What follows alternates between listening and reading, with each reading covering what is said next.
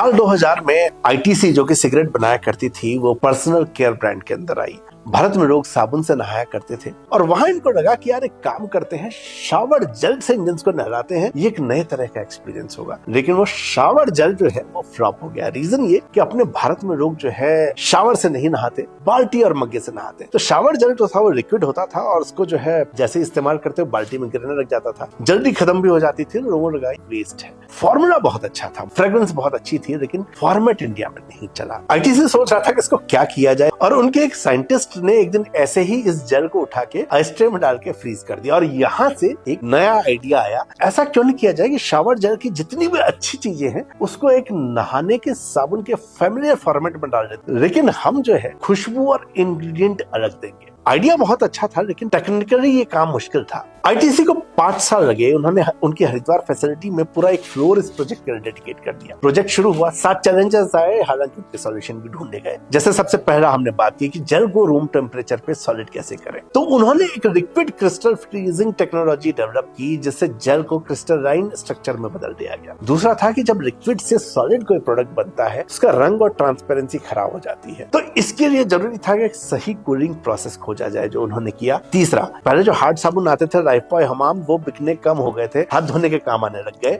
और सॉफ्ट साबुन लक्स जैसे जो थे वो कई बार जल्दी घिसा करते थे। तो इंडियन कस्टमर के लिए एक ऐसा साबुन चाहिए था जो कि न तो बहुत ज्यादा सॉफ्ट हो न बहुत ज्यादा हार्ड हो। चौथा, भारत में उस समय तक जितने भी साबुन थे वो या तो स्क्वायर शेप में थे या ओवल शेप में थे। आईटीसी ने कहा कि हमें अलग दिखने के लिए डिजाइन को भी चेंज करना पड़ेगा और ओस की बूंद के शेप का साबुन बना जिसको कि हाथ में रखा जाए तो परफेक्ट फिट होता था। पांचवी चीज, इंग्रेडिएंट्स। दुनिया भर के एक्सोटिक इंग्रेडिएंट्स ये लोग लेके आए, उसको साबुन में मिलाया। और छठा, खुशबू। इंडिया के एनवायरनमेंट के हिसाब से कस्टमाइज फ्रेग्रेंस बनवाई। और सातवां, ये समस्या थी मैन्युफैक्चरिंग की। भारत की कोई भी एग्जिस्टिंग सोप फैक्ट्री इसको नहीं बना सकती, तो यहाँ पर भी इन्होंने एक नया इनोवेशन किया। इन्होंने कैंडी इंडस्ट्री से आइडिया लिया जहाँ लिक्विड को मोल्ड्स में डालकर फ्रीज चैम्बर में डाला जाता है। उन्होंने इसी टेक्नोलॉजी को इस जेल बार पर अप्लाई कर दिया। 2009 में फियामा डेविल्स फिर से लॉन्च हुई। शुरू के जो एड्स थे वो नेचर और साइंस के एंगल से बने हुए थे पर काम नहीं किए। आखिर में जो काम हुआ वो था कि प्रोडक्ट को बस दिखा दो, ट्रांसपेरेंट जेल बार, अंदर उसके जो इंग्रेडिएंट है वो नजर आते हैं और ये दुनिया में पहली बार हुआ था। इस साबुन का जो विजुअल था वो इसकी यूएसपी बन गई और साबुन की डिमांड शूट अप हो गई। फियामा डेविल्स ने